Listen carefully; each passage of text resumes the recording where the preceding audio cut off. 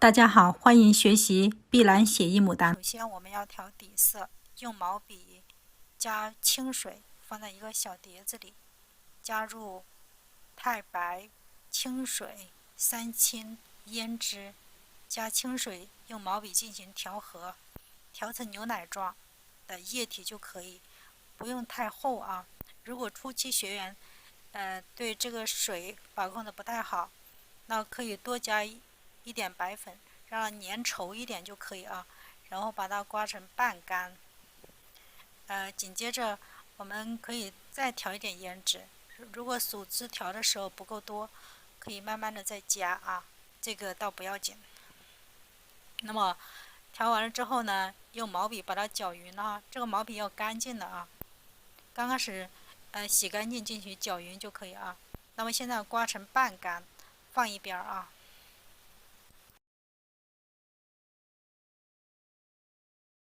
接着呢，我们用毛笔调花头的颜色啊，首先是玫瑰红，其次是蒙紫色，然后是牡丹红。在期间我们应该多补充一点玫瑰红，如果一次不够的话，多补充一点。把玫瑰红调到毛笔的2/3的地方啊，尽量调到2/3的地方，浅浅的调一层就可以。如果觉得这个水分太大了的话呢，可以用一个废纸吸一下啊。然后我们要继续调颜色，调的比较匀称一点就可以啊，多调一会儿。调的时候可以转动这个笔杆子啊，让我们这个毛笔的笔肚呢360度，每一个面儿都吸满了这个颜料啊。只有颜料饱满的时候，我们画出来的颜色才会漂亮啊，而且可以多画几笔啊。在此过程中呢，我们尽量做到心中有数啊。我们要画一朵这个绣球，先要在纸面上用手确定这个花头的大小。首先第一笔呢，我们画定位花瓣啊，从左往右推，推的时候大小不够再补一笔啊，然后左边再补一笔，从左往右推啊，这个呢也可以叫行笔啊，叫中锋行笔啊。定位花瓣画完之后，我们在右边啊，在右边画出侧瓣。画侧瓣的时候一定要注意啊，根据花头的方向来画侧瓣的方向啊。水分不够的时候可以补充一点颜料啊，补充一点水分，再调这个玫瑰红，按照色阶去调。首先这个从右往左推啊，推的这个弧度不够可以再补一批。补的时候特别要注意啊，重的颜色对重的颜色相对应的啊，浅的和浅的颜色相对应。我们可以接着画第二层花瓣。第二层花瓣的时候呢，从左往右推，或者是点也可以啊，基本上是3笔一个花瓣啊。画的同时呢，要注意运笔啊，运笔漂亮一些，我们画的花瓣就会漂亮一些。一个花瓣左边一笔，右边一笔，补充一个完整的就可以。可以点，可以推，可以滚笔啊。这个绣球呢，这个花瓣是向上走的啊，所以上面是包起来的，并没有完全翻开，所以反瓣偏多。大部分用的碎笔啊，碎瓣可以多画一点碎瓣。画的过程中要及时补充颜色。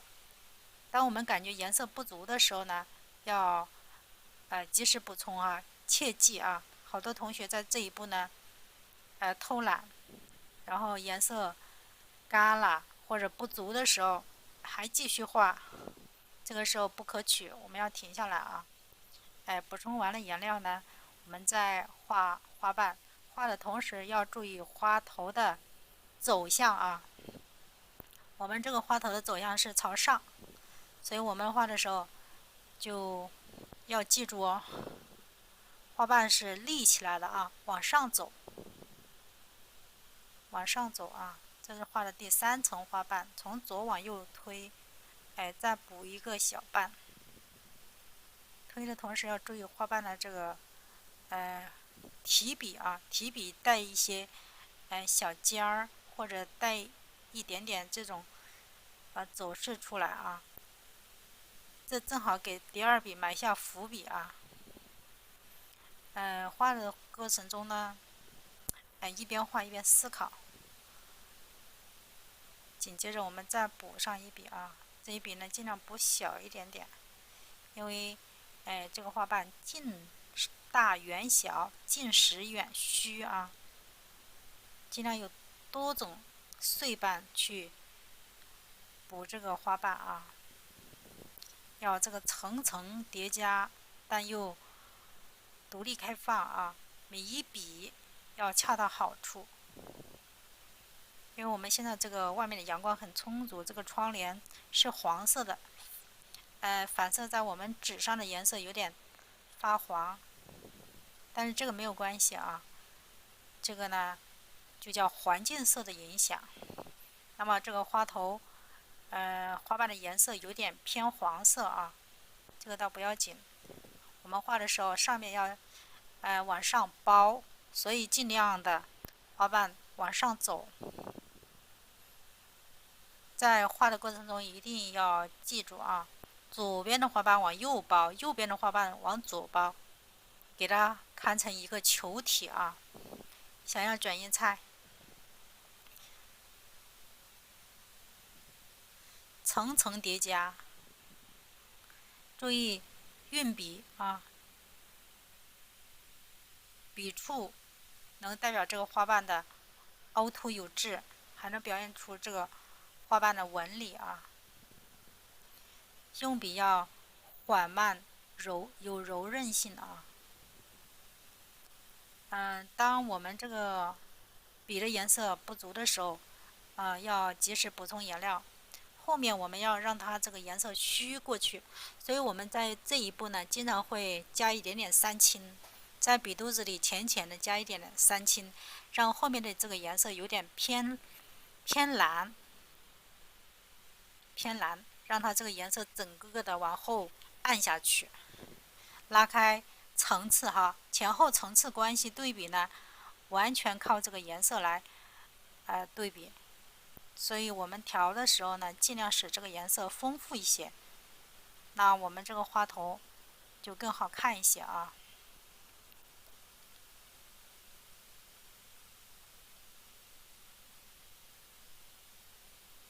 再补一笔，要米一笔不，画的慢一点点。后面这一页呢，可以画一些碎瓣啊。只要把这个花头的这个花瓣的这个形状画出来就可以，可以不要求那么清楚明亮，可以让它模糊，又有形态就可以。一般后面都是用碎瓣啊，可以水分大一点。为什么可以要水分大一点呢？因为后面的花瓣模糊一点，水分大一点，就会感觉更模糊，有点像水彩的感觉。那这样的颜色呢，最容易把花头的这个前后层次拉开。那么近实远虚啊，后面可以虚，所以就可以模糊的画啊。大家可以在下面大胆的尝试啊。这个运笔要慢啊。现在这个正瓣呢，一笔画不出来，可以2笔啊，尽量把这个花心包起来。尽管这个花心，看不到了，但是它肯定是有，被花瓣全部挡住了啊。那么这个花蕊等会儿画的时候呢，只能在层层叠叠的花瓣，中间的空隙里画。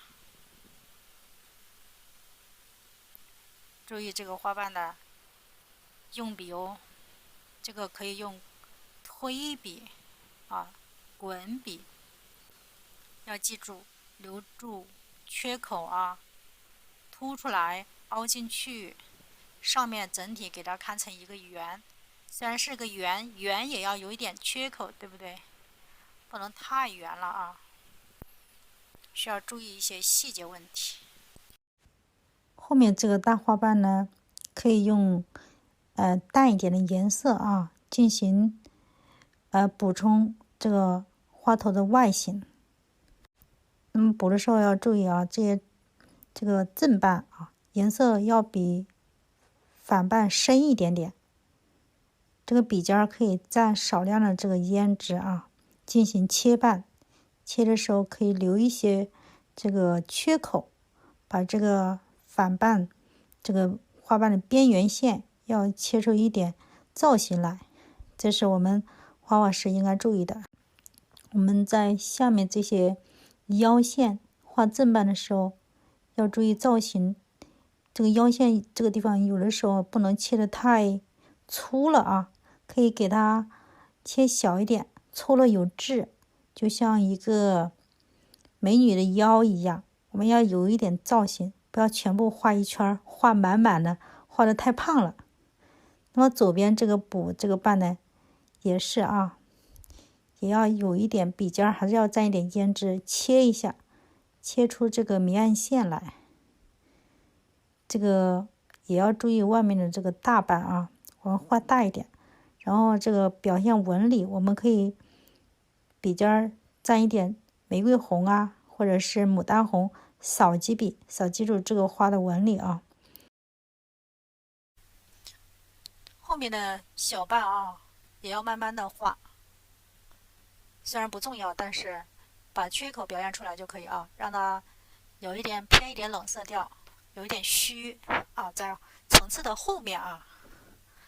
现在在画腰线的地方，腰线的地方呢，起到一个承上启下的作用啊。下面是盘子，下面这个花瓣呢是正瓣啊，就是这个花瓣已经盛开了。那么正瓣啊，上面往上立起来的这些花瓣呢，一层一层的都是反瓣啊，立起来是反瓣。那么现在往下盛开的这些就是正瓣啊。正瓣相比这种立瓣来说呢，一般颜色会画的深一点点。我们现在把这些空隙先补一补啊，补完了我们再画下面这种层次。下面层次分两个板块啊，一个是完全往下垂，一个是横着盛开。下面大概就像一个女士的这个蛋糕裙一样，下面的这个花瓣画大一点啊，蛋糕裙下面有点像这个裙摆，一层层的，一层一层的啊，可以叠加，但是要错落有致啊。那么这个颜色呢，可以多调一点点这个三青，然后再调玫瑰红啊，调这个牡丹红，只要调紫色。然后我们现在画这个右边的花瓣啊，右边的这个瓣呢，先画重一点啊，稍微的重一点点就可以。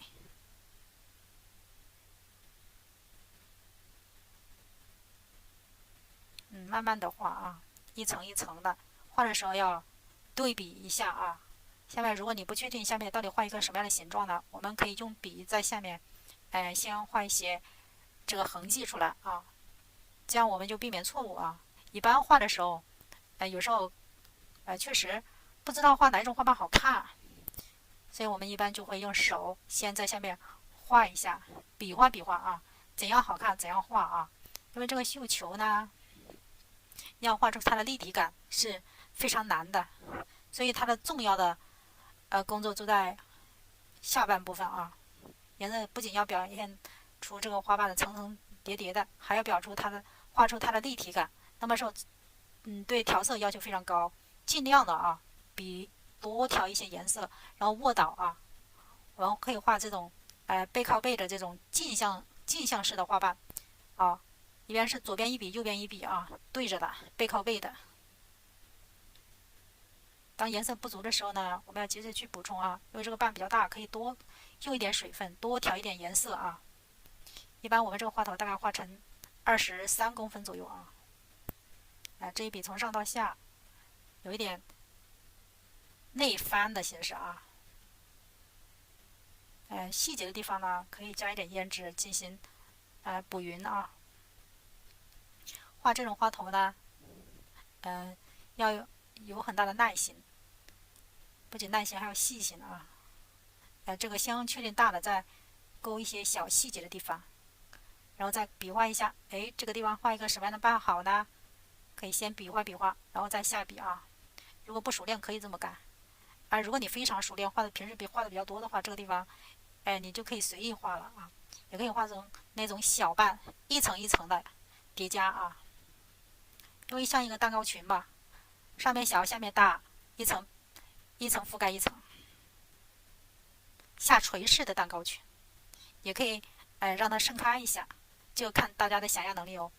我们画的时候呢，这个时候运笔非常重要啊，你可以用各种各样的运笔，背靠背式的运笔，还有这种滚笔，还有波浪形的这种滚笔。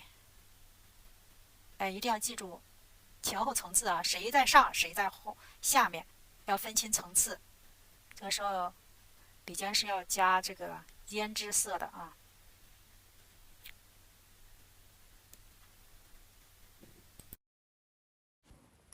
这个下面大花瓣啊，我们可以组合，用好几笔这种小瓣去组合这个大花瓣，让它有更多一些层次感啊。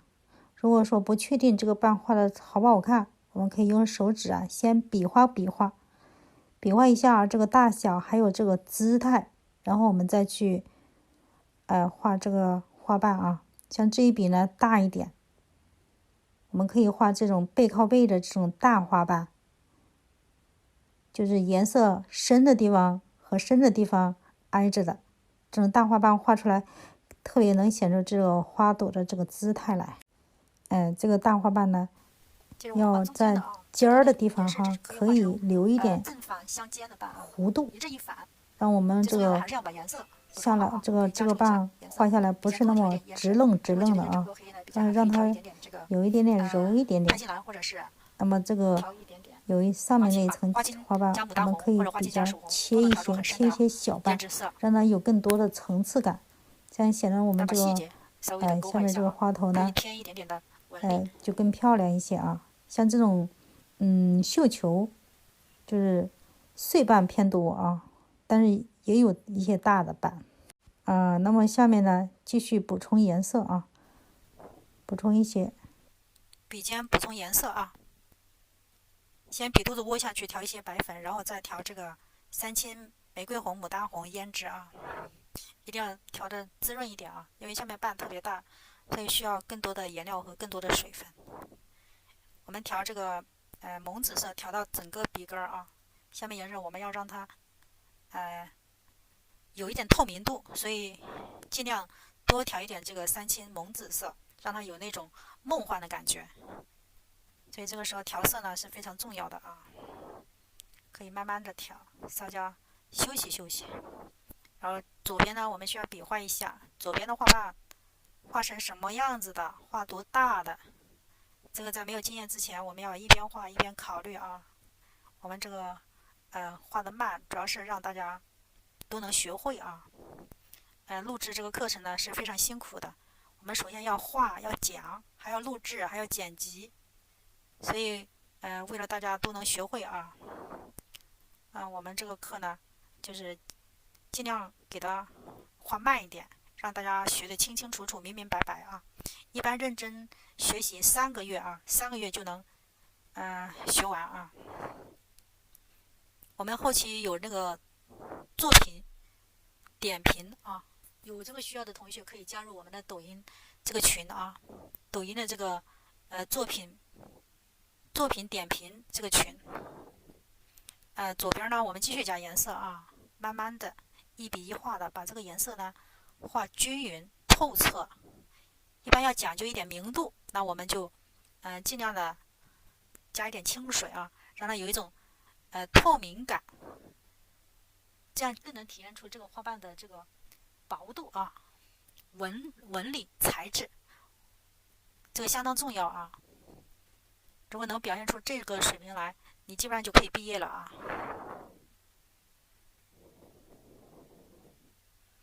这下面呢加一个瓣啊，加多大的呢？先比划比划，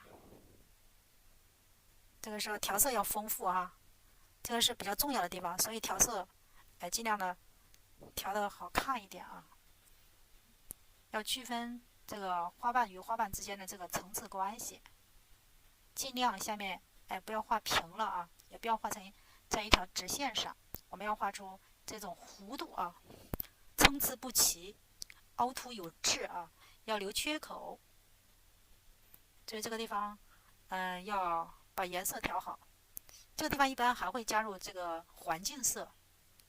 什么叫环境色？就是受别的物体颜色的反射，受别的物体颜色的影响，这个叫环境色。比如说叶子的颜色，我们下面可以加一点绿色，对吧？因为叶子是绿色，绿色这个颜色在光线的反射下呢，它会有一些颜色映照在花朵上，那么这个就叫环境色。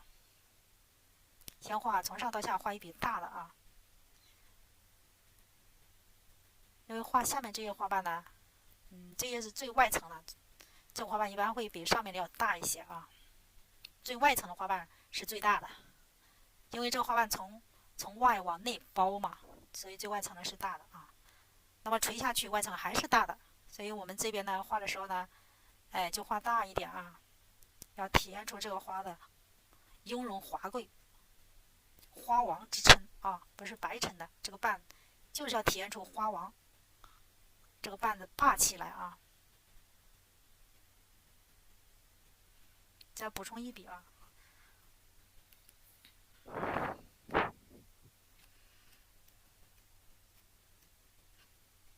慢一点填充颜色，补充颜色的时候呢要这个笔触啊要慢一点，不要刻板，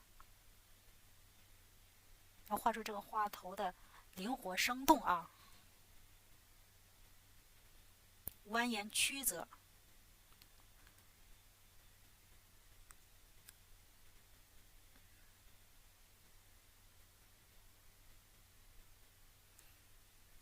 就是外面虚瓣的地方可以加一点白粉提亮色调啊。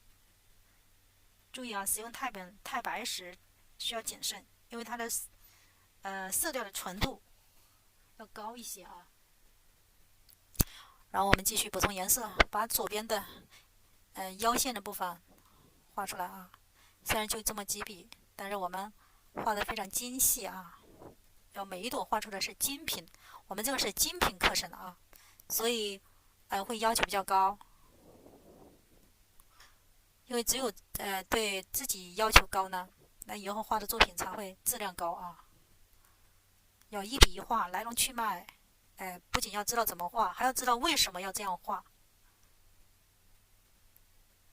你看这笔补完，这种花头呢，非常漂亮了，很有立体感啊。这个就是绣球，希望大家下去呢多练习啊，每一笔每一画要画得清清楚楚。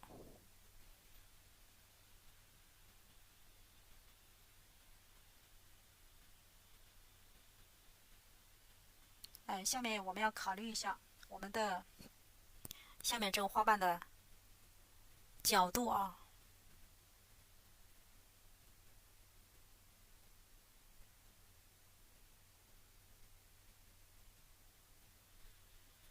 这边应该还要加一笔啊，加一笔。因为这个地方呢有点空啊，可以加一笔，加一笔这个正反相向的。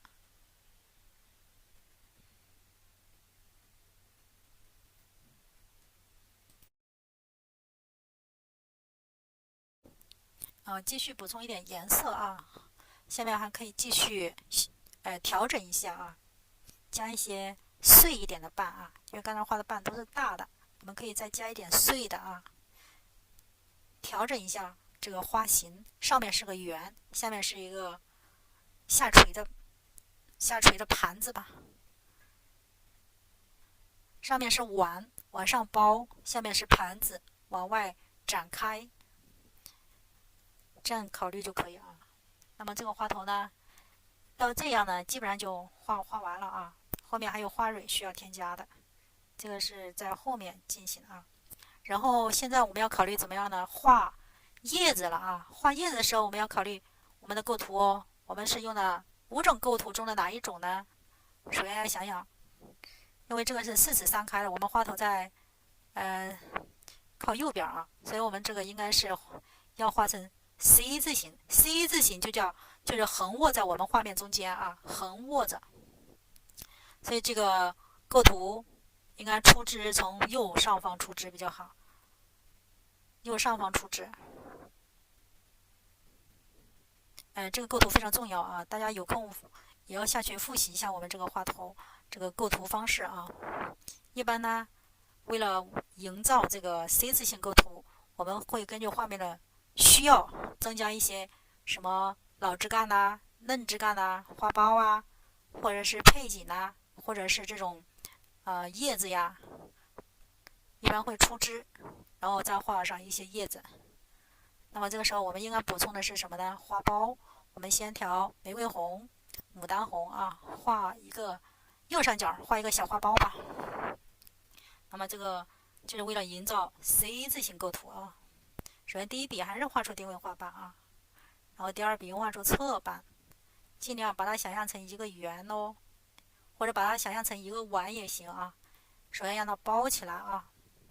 那么这种瓣呢，碎瓣为主啊。碎瓣为主，可以画出1层、2层的花瓣都可以。然后再画出左边啊，尽量让它层次丰富一点啊。一般会画3层，外面1层，中间1层，然后内部再来1层，这就差不多了。因为小花苞层次不需要太多，一般3层就可以包起来了。但是我给大家演示的时候呢，我还是要一笔画的，画清楚啊。画画呢，不仅需要灵感，更多的需要耐心。大家所跟老师学到的呢，第一个是技法，第二个是构图的思路啊，画画的这种技法和思路。另外一些悟性，也要靠自己的这个天赋吧。一个是后天培养，一个是先天就有的。我们看自己有没有，没有只能天天多练习哈，多努力的画啊。我们这个瓣呢，后面加1层啊，侧边的也要加一点，让它丰富一下啊。虽然是个小花苞，小花苞也是能给画面增添很多生机的啊。一般构图大家记住啊，比如说我们现在右边我们出枝出去了，出了一个花苞出去了，那么左边这个要比右边低哈，不能两边相等，平行了啊。下面可以方向要有所改变，然后高度要低一点。就是你看，因为这个花苞已经到顶部了啊，到这个纸的边缘了，所以它就是最高的，没有更高的啊。我们画画的时候一定要注意啊。虽然是 C 字形，两边会往上翘的高度不要一致啊，一个高一个低就可以了，这个看我们自己去灵活安排。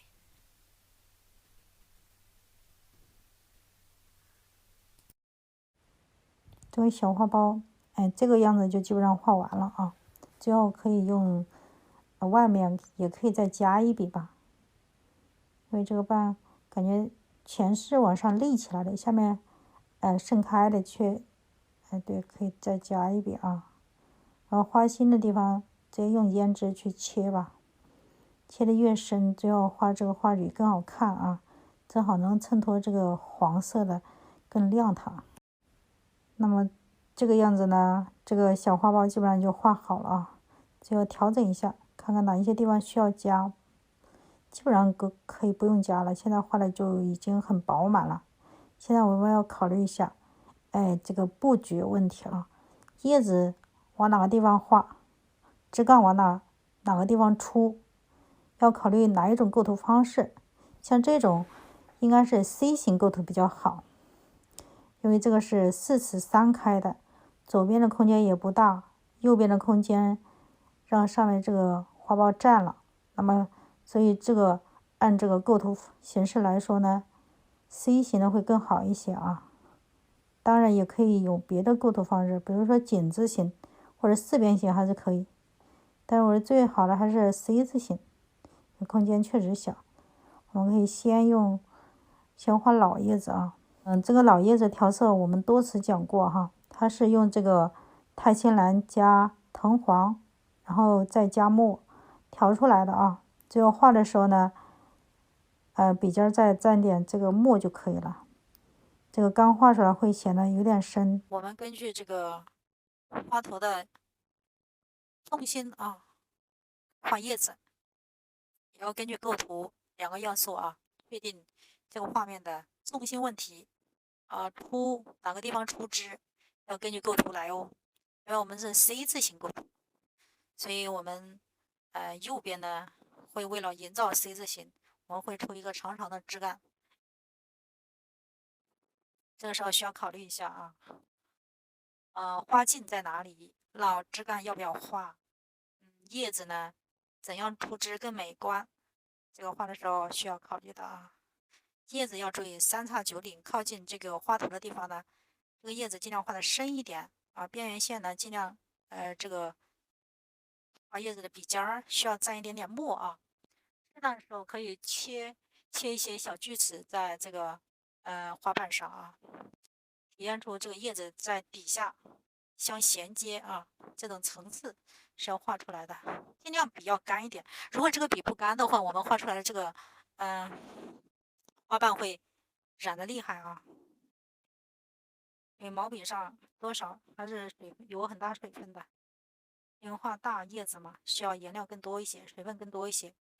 这个时候画叶子特别要注意一个问题，就是画出叶子的这个立体感，一定要记住啊。这个调色是怎么样调的呢？首先，我们调这个老叶子的这个颜色啊，是用太青蓝加铜黄加墨调出来的啊。那么先蘸完这个老叶子的颜色之后，这个笔要放在清水里，点一下，立刻拿出来，然后笔尖蘸墨，这样画出的叶子呢有这种立体感。一定要记住啊，这种脏水是不行的，我们要画一盆清水啊，因为刚才这个水之前画花头用过，里面含有大量的白粉。如果我们画叶子呢，用它洗笔的话，我们这个笔上会沾上大量的白粉，然后进行画叶子。等它干了之后，这个叶子会泛白啊，泛出一些脏的颜色，所以我们一定要把它洗干净啊。现在我们在这个叶子底下再画一个花头吧，若隐若现的，会很好看的啊。还是用这个颜色，因为整个画面都是这个色调，用这个颜色会气氛比较好，比较热闹。还是笔上多调点紫色，因为这个紫色呢，比较好看吧。多调一会儿，调均匀一点，然后画出来的这个颜色呢，特别梦幻。画的时候要比划一下，应该画多大啊？那主花头是大的，那么这个是次要的，所以这个花头可以画小一点啊。运笔的时候呢，只在叶子底下能有的空间可以画，完全被挡死了你就不用画啊。这个地方用笔还是蛮讲究的啊，可以点呐、推呀、相结合啊，画出这个牡丹花头的这种姿态就可以啊。所以运笔还是很重要的。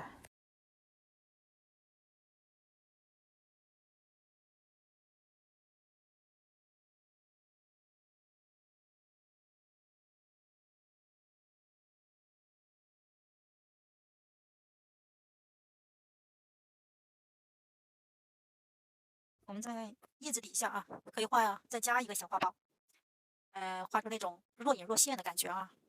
因为这个地方呢，如果不加一个吧，这个地方显得有点空旷，不然会画很多叶子，所以我们加一朵也是可以的啊，画在它后面啊，被叶子遮挡了一部分，若隐若现的，要注意叶子的遮挡关系啊。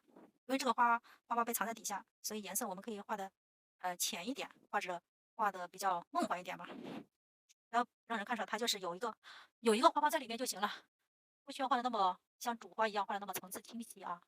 我可以作为次要的花，画的时候颜色可以浅一点，画出若隐若现的感觉。用笔用色还是跟前面差不多哈。主要是蒙子、玫瑰红、牡丹红。调色的时候注意啊，要反复的调，调均匀，只有颜色调均匀了，花瓣才漂亮啊。笔尖的地方还是要沾一点这个胭脂啊，或者牡丹红，根据需要吧。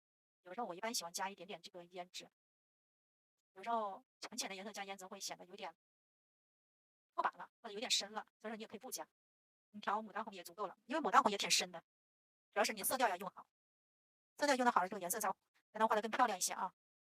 那么这一幅画里面呢，全部是用这个同色调啊，都有紫色，都有一点点红色，这个色调统一，画面会有一种亲切的感觉啊。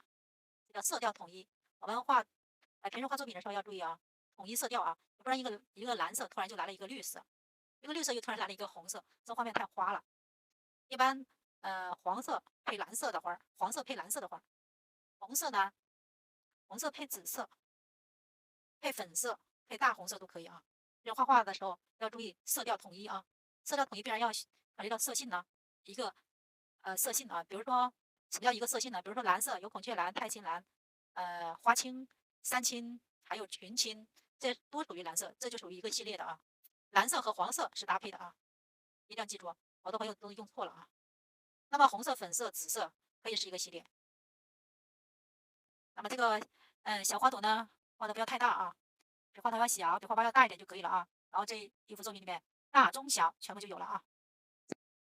画到这里，在这个花头边缘的地方要仔细收拾啊，这个笔尖要尽量的调尖一点，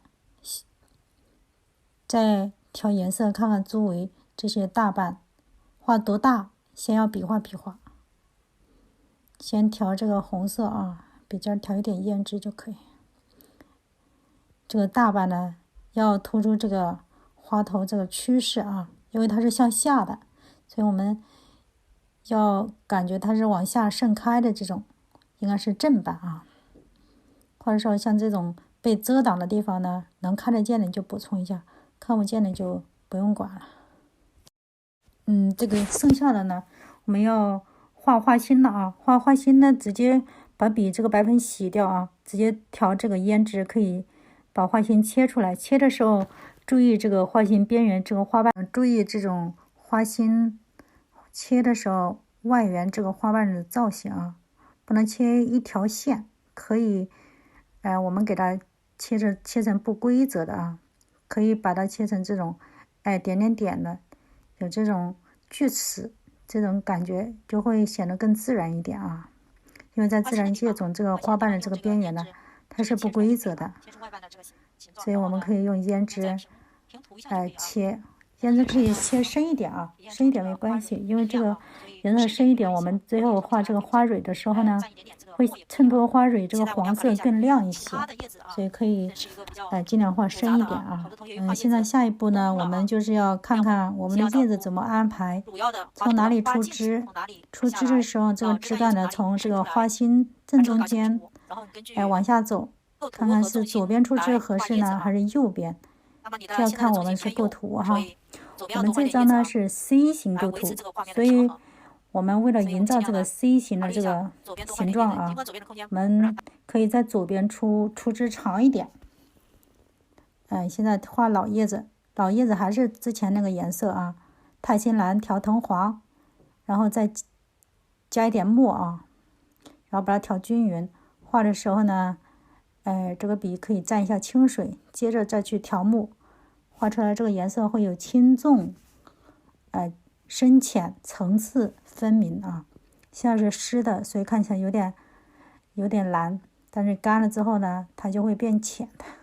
像我们这个视频最开始的那一张，这个画叶子要注意三叉九顶啊。靠近这个花头的地方呢，这个水要干一点啊。如果水大了，立刻去吸一下，笔尖可以沾一点墨。因为这个边上呢，靠近边缘的地方深一点，能衬托出这个花头的美。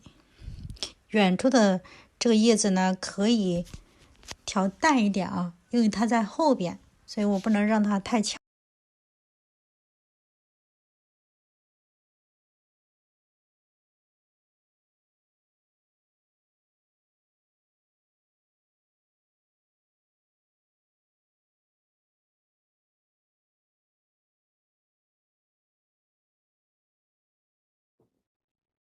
们这个呢，从左边下笔啊，左边3叉9顶啊，每一顶上有3片叶子啊，3个叉就是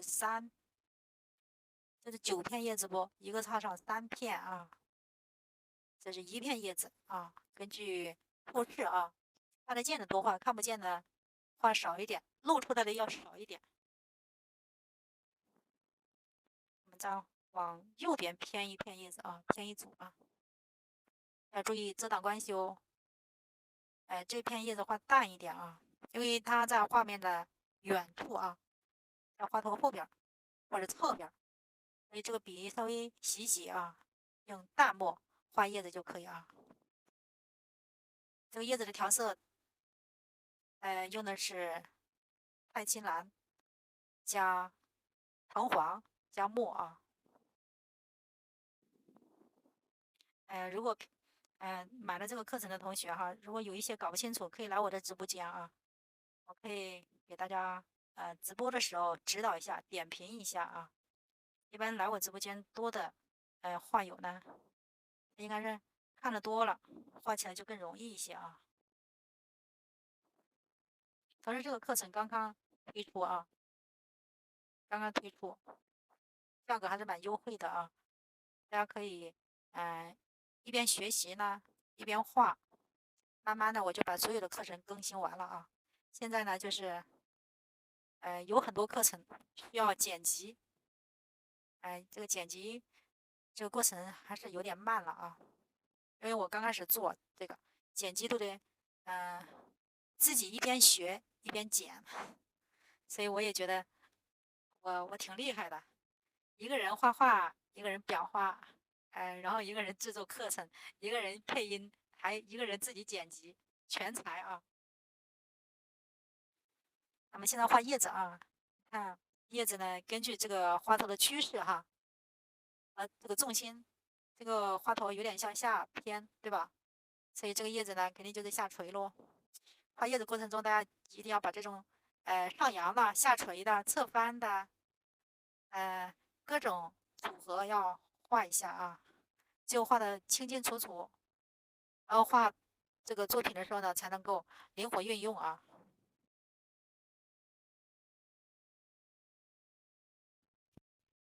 这个被遮挡的地方呢，还是要画一点这个淡一点的叶子啊，不要画的太深了。一般被遮挡的画淡一点，能突出前面的叶子啊。如果说被遮挡的、被隐藏在底下的叶子，你颜色画的老深啊，它就会跳出在画面的前面来啊，所以这个层次就不好表现了。所以我们要记住啊，前面的叶子画实，后面的被遮挡的画虚，画虚就把笔洗一洗，用这个洗笔水来画这种淡一点的叶子。我们现在要画这种叶子啊，画这个花苞，看看该怎么画。就是一般我画的时候，大家看着啊，也要思考一下。哎，如果是我这个地方该怎么画？这地方我们要画嫩叶子啊，画嫩叶子。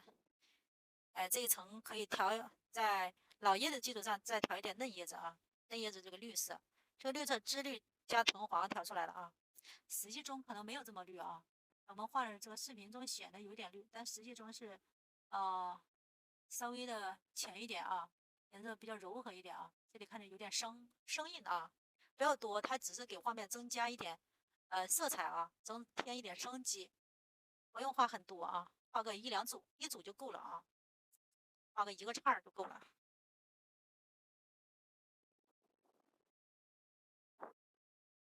画的时候还是要想一想哦。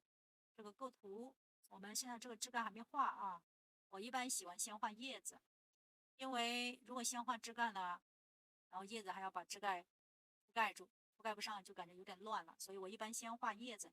画叶子的同时，我也是在思考这个枝干啊，哪里画枝干，哪里出枝，我也是提前想好了，然后我再画叶子的啊。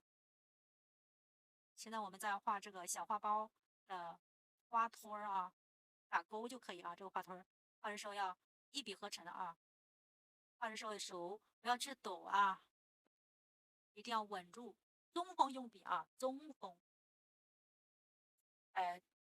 要是搞不准呢，抓不准，可以先用手比划一下，画到哪个地方好看，要先比划一下啊。这个办法很好用啊。我们经常画的时候也也是不确定从这里走好看呢，还是从那里走好看，一般也会先比划一下。因为我们这里都是精品啊，都是每一幅都是自己创作的啊，所以我希望大家在我的课上学完了要去用啊，学以致用，举一反三，做到灵活变通。这个花蛾呢就往下画就可以啊，花蛾一边有四条啊，后面也有2条。画花蛾的时候，你想的那种飘带呀、彩带呀，随风飘扬那种感觉啊，一般要表现出它的翻转啊、转折，表现一点点就可以了啊。那么这个呢，嗯、这个叶子的层次已经出来了啊，有老叶子的，有淡叶子的，有嫩叶子的。然后下一步要干嘛呢？就是画这种叶茎呐、对吧？叶柄呐、叶茎呐、我们上面这上面可以加一片这个嫩叶子啊，加一片嫩叶子，橙黄加头绿加朱标加胭脂调出来的啊。如果大家对这个调色摸不准的时候呢，也可以多来我的直播间啊。尽管说了，但如果不去实践，还是很快就忘记的。这样的话呢，看往上走，往上走一走。对了，那么这个叶茎呢，尽量的啊，用中锋画稳住啊，不要抖，不要歪，不要扭扭捏捏。一般画小花苞、画叶子的话，一般就左右两边嘛，尽量往上升、往上长，这样体现出这种生机勃勃的这种感觉啊。因为它是整个画面中最高的地方、最嫩的、朝气最蓬勃的，所以一般会画的比较上扬啊，叶子要上扬，花朵要上扬，枝干呢，充满了生机，向上生长。再画这种小花苞的，这个感觉啊，你想想，把它想象成这个牡丹花的未来。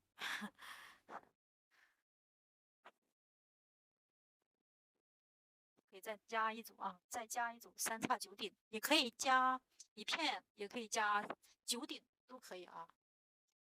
这个嫩叶子呢，有时候长得很奇怪，有时候没有那么全，可能就一组一片都有。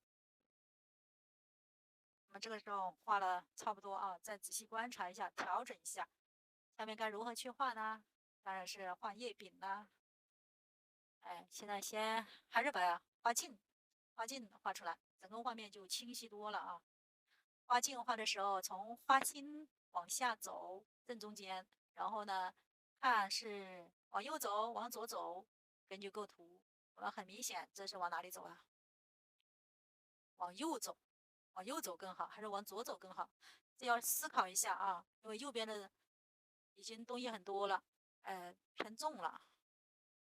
如果往左走呢，那么就感觉重心不稳了，所以应该是往下或者往右偏，这个就比较好。那么这些细节要从不同中去学习啊。我们课本大家下去要仔细的去看啊。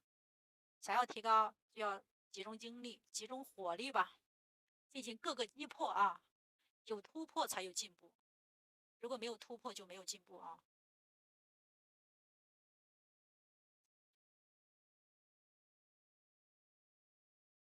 有时候我们这个纸张小了，我们嫩的花茎画的还不够，后面就要画一些老的花茎。那这个时候呢，如果实在画不开，就要满足这个嫩的花茎啊。这个时候老枝干就先不用画都可以啊。我好多同学就喜欢，哎，那个嫩的花茎画的很短，下面接着画着老枝干来了，就感觉就有点匆忙了啊。实在没地儿画呢，老枝干可以不画，但是呢，花茎还是要画长一点啊。花茎短了，给人感觉有点不自在啊。反正都是表现美嘛。花茎嫩的花茎也是挺美的啊。那老枝干呢，要用干墨去画啊，把这个毛笔呢弄扁，然后老枝干的画的时候多顿笔啊，弯弯曲曲的，左一扭右一扭啊，顿笔。老枝干要体现出这种浓墨、浓淡干湿这种啊。但是我们这个很少，不用画了，其实省了不少事儿啊，省了不少事儿。这些细节啊，尽量的要注意啊。那么一般为了迎合构图呢，我们会多穿插一点老枝干啊，因为这两个枝干有点平行了，我们后面要加一组，加一支啊，破一下这个局，破一下，因为两者之间呢独立又有联系啊。那我们再考虑一下啊，什么地方再加叶子，什么地方考虑清楚，后面要不要加老枝干，因为后面有点单调了啊。我们看一下，是否可以再加一些。这个老枝干就也可以丰富画面啊。我们这后面有点空，如果画叶子画满了吧，又有点堵，不透气儿，所以我们可以多画一些老枝干，因为它一棵肯定是错综复杂的，有很多枝的，不可能就出一两个枝就完事儿了，可能有很多枝，但是我们画的时候，我们会体现这种主要的花头，所以有很多这种次要的我们就不画，不画不代表它的枝干不存在。那么这个时候我们就可以换一些这种次要的枝干来给我们的画面增添一点层次啊。老枝干呢画得好，也能给画面带来很多呃，因为老枝干后面我们上面还画一些嫩芽呀，对吧？芽苞呀、芽衣呀，还有这种胎点呐、对不对？有时候还可以画一点这种淡的叶子啊，就是为了营造这个画面的层次感。如果这个老枝干我们画的时候呢，没有画出那种立体感呢，我们可以再勾一下边缘线啊，用浓墨勾一下边缘线，断断续续的勾就可以啊，不需要太流畅，断断续续的勾，体现出它这种呃沧桑的这种枯木这种感觉啊，还是用比较干一点，宁可干也不要太湿啊，太湿了就直接枝干全部毁了，还是湿一点，干一点啊，干一点。如果画的不好呢，我们可以修补，我们可以修一些轮廓，修一些飞白、浓淡，深浅都可以修，但是湿了就没辙了，湿了就染了一片，还是尽量不要湿啊。这个时候我们需要干一件重要的事哈。这个时候你看叶子都快干了，叶子在什么时候画这种叶筋呢？8分干的时候画叶筋。如果全部干了，这个墨色就和这个老叶子的这个颜色就不会染在一起。所以我们要8分干的时候赶紧勾叶筋啊，勾叶筋老叶子用这种浓墨去勾就可以啊。这个时候我们要把这种叶劲勾一下啊，要一次成型的啊，潇洒利索，前后层次清楚啊，从哪里来的到哪里去，每一个叶劲啊要画的交代清楚。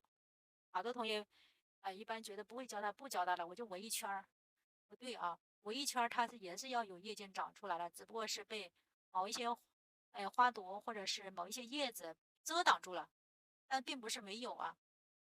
有的时候它没有被遮挡，你也不画出这种叶劲来，这个是不对的啊。要根据我们的构图需求来画啊。我们可以学习，但不能盲目啊，时刻保持清醒啊。这种细节的地方，后面有可能还有一组啊，但是挡住了看不见了，我们也可以去勾出叶柄来。那么，我们再观察一下，还有哪个地方没有落下了？对，后面有个绿叶子，绿叶子的叶柄还没画呢。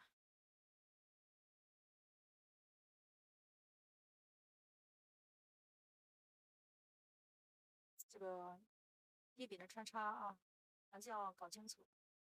因为这一步其实在我们画叶的时候已经思考过了，只是现在我们要教大家更清楚一下是怎样画更漂亮啊。一开始画叶子是粗略的估计一下，哎，往这边走。那么现在落实到画叶柄、叶茎的时候，就要来龙去脉分清楚。我们勾一些这种嫩芽啊，这个嫩芽有点像这个香椿，用织绿条、珠标调胭脂来勾画出这种嫩芽。一般只需要1-2组就够了啊。不突出的不用画，被遮挡的不用画，在前面可以画一下。这个嫩叶子呢，我们画1组就够了啊。还有一种叶柄，叶柄看得见的地方尽量把它画出来啊。就有时候你如果不画的话呢，感觉太突然了，不知道从哪里来的。这个花蛾下面花蛾有的地方有空间画吧，没有空间就假设被挡住了，有的就画出来。那么这样整幅就差不多画完了。现在最重要2件事，画花蕊、勾叶茎啊。那么这幅作品呢，基本上就算画完了啊。这个课程呢，在我们直播的时候也画过啊，这个都是直播的时候抖音给录的啊。有的同学肯定见过啊，当时画过，但有的同学已经忘了啊。可以看我们这个课程视频，再观看一下啊。有什么问题呢，可以随时在抖音给我留言啊。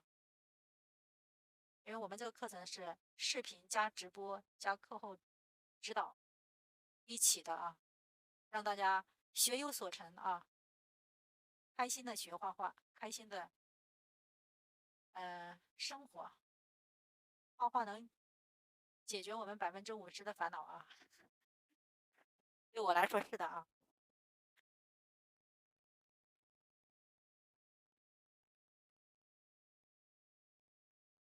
还是要仔细观察啊，从哪里来的？可以再画一些小嫩芽，小带点，增加一点画面的生机啊。我们后续课程呢，会陆陆续续的啊，会更新各种各样的构图方式啊。希望大家呢，在我们这个课里啊，学到更多的新的知识啊。我们也会不断的开发不同的花，以后我们会开通这个兰花呀，如何画兰花呀，如何画孔雀呀，如何花鸟虫鱼呀，这个课程以后会慢慢更新的啊，大家持续关注啊。后面细节的地方我们再呢得需要勾叶茎啊，用墨勾，可以选用一支积聚笔，因为积聚笔这个尖儿比较尖啊，然后这个粗度不是很粗，细一点，然后勾叶茎呢就比较流畅啊，不怕画错了。画叶茎要从叶子的趋势来，叶子是反的，我们这个就勾反的；叶子是正的，我们勾正的啊。基本上就是从中间稍微往左或者往右偏一点点啊，然后把两边的这个轮廓线确定一下，然后在下面随意画几笔就够了啊。画的时候最主要是要流畅，要一气呵成，给人感觉是淋漓尽致的啊。浓墨用浓叶子用浓墨去勾，淡叶子就用这个淡墨去勾。勾的时候呢，就是要注意它的朝向问题啊，勾迅速一点。勾完了之后，这个效果就比之前没有勾要精神多了。所以无论是淡叶子还是这种老叶子啊，都要勾一勾。就是主叶茎还是粗一点，这个次茎呢勾细一点。那么现在这个感觉呢，没有完全干，还是有点湿。等它完全干了，这个颜色会再浅一点点吧。因为这个视频是在画的时候就开始录的。像这种浅色的叶子层次是在后面的啊，所以勾的时候呢，还是要注意一下它这个正反。画到这个时候呢，再看一下啊，还有嫩叶子没有勾。像这种绿的呢，你可以用红色的胭脂勾，也可以用淡墨勾一下，因为这个叶子占的面积比较少，一般会用红色的，但是我现在用这个大木勾也是可以的啊。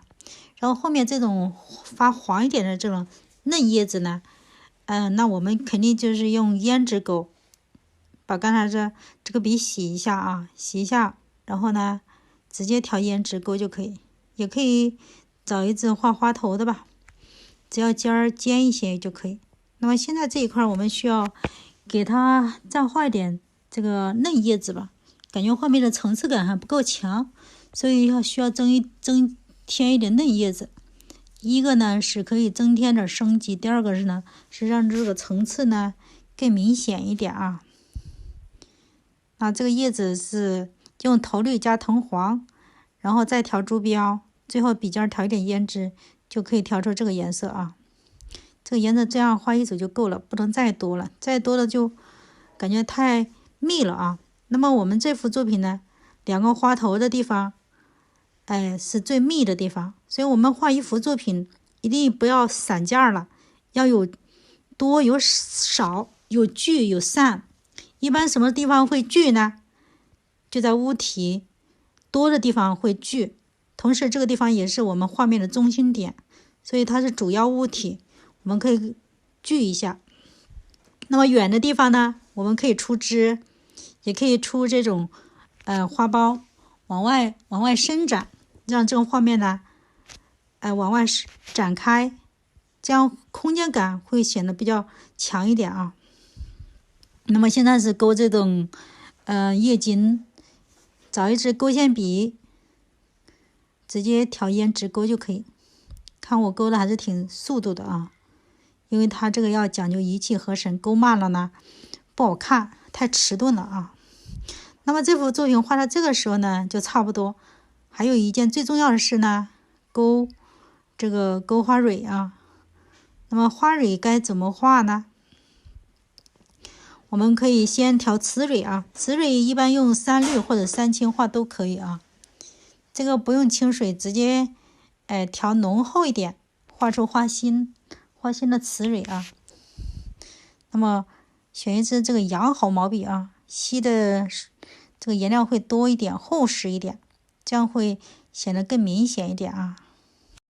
画成这个样子就差不多。然后呢，我们用一支勾线笔啊，调一点胭脂，把这个瓷蕊里面再调整一下啊。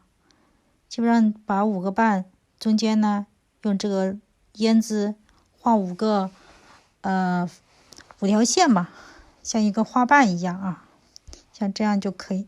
然后我们再调这个花蕊的颜色啊，藤黄加太白，然后用勾线笔把它调均匀，然后我们就可以接着勾这个花头的花蕊啊。勾花蕊要注意透视关系哈，因为我们这个花头是向下垂的，所以我们这个花蕊呢也是下垂。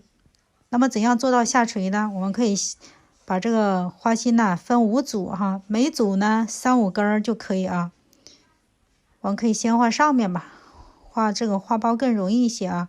那么我画一般是从左右两边来画，确定这个每一个花蕊呢在这个椭圆线上啊。我们把这个花蕊分3、4笔一组吧，然后每一组都在这个椭圆线上，这样我们的这个花蕊的这个透视就不会出错啊。现在我们这个继续给它点一些亮的花蕊出来啊，紧接着勾这个绣球吧，这个大的绣球花的花蕊，我们还是用太白藤黄，从这个主要的地方开始勾，就像画逗号一样啊，由粗到细，丁字头儿，在这个花瓣与花瓣之间缝隙的地方呢，勾出这种花蕊。勾的时候要注意啊，密的地方要密一些，疏的地方呢，远的地方会要画疏一些啊。调色还是很关键啊，多调一点白粉，有时候白粉少了，这个花蕊显得有点透明，反而不好看，所以我们可以多调点白粉。让它这个花蕊画的厚实一点啊。那这个地方就密一点，3-5笔一组吧。通常这一组呢，都是根据这个花蕊的缝隙来确定的啊。缝隙多又大呢，这个瓣儿可以多画几组，小一点可以少画几组。然后这种后面的，尤其这种后面可以画的更小一点啊，点一下就可以啊，点几笔让它有，但是是那种若隐若现的啊。这个是根据这个近实远虚来的啊，后面的物体让它虚过去，前面的物体让它清楚。所以画花蕊呢也是有很多学问的啊。那么这个后面点一点啊，前面呢一层一层的还是要仔细勾啊。哎，像这样啊，轻轻的勾一点点。哎，有的地方密，那么现在这一块就是比较密集的啊。那么其他的地方呢，我们可以少勾一点啊，这样慢慢的勾就可以。3-5笔一组，3-5笔一组啊。这些远的地方可以点一些出来就够了啊。画来画去就是矛盾和统一之间的这种协调关系啊，多和少形成对比关系。那么这个腰线这个地方呢，少画一点就差不多结束了啊。下面可以点一些就够了，稍微的点一些。这朵花蕊点到这里就差不多点完了，这样就够了啊，再多就不行了，再多太多了。现在正好，接着我们调一下这个颜色啊，画这个小花头的花蕊，先从左右两边开始吧。因为什么从左右两边呢？我们正好能确定它这个，从左右两边画能确定它的透视效果啊。稍微这个蕊头有点向左偏啊，就画右边的花蕊的蕊头向左偏，画左边的呢花蕊的蕊头向右偏。这是一个方法，还有一个方法是根据花蕊旁边的这个花瓣的朝向来。这个花瓣是往这边顺的，那我们花蕊蕊头就往这边顺啊。好多人画这个东西有点懵啊，其实真的不用懵，你就跟着这个规律来就可以啊。首先要确定这个花瓣的这个方向嘛，只有我们确定它的方向往哪，然后我们就顺势而为，顺势画着这些花蕊。像这个地方颜色还是要画深一点，画这个厚实一点啊，因为往往画的太浅了就是有点透明感，反而不能衬托这个花瓣的花蕊的美。最后呢，在此基础上呢，每一组点一点亮的啊。那么画这种花瓣也是从亮色，然后过渡色，然后到暗色，然后最后呢，换一支笔哈，调这个白粉，勾出这种蕊丝啊。刚才画的是蕊头，现在勾的是蕊丝，看得见勾一些啊，这样勾出来呢，会有一点，给人看起来是比较自然的啊，比较丰富的、饱满的。那这样就可以啊，基本上已经画完了，点一点，看哪些地方颜色不够厚实，再点一点，整理一下就可以了。然后外面也可以来几个不规则的啊，这样显示这个花蕊丝是比较自然一点。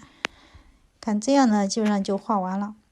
然后在右下角啊贴上字儿，那么这一整幅的作品就这样画完了。